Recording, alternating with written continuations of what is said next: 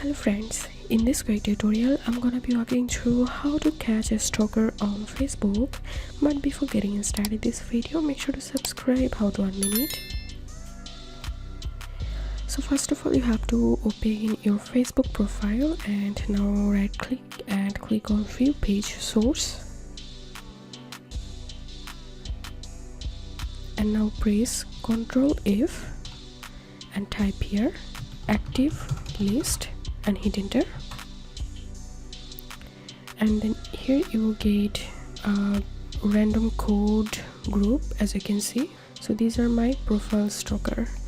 To see the profile information, simply copy the profile code from here and now open Facebook and cross these name from here. Make sure it's www.facebook.com/ and now so paste the code here and hit enter,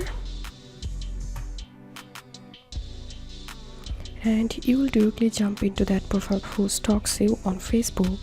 So as you can see, so I'm going to copy another code from here and I'm pasting the code here.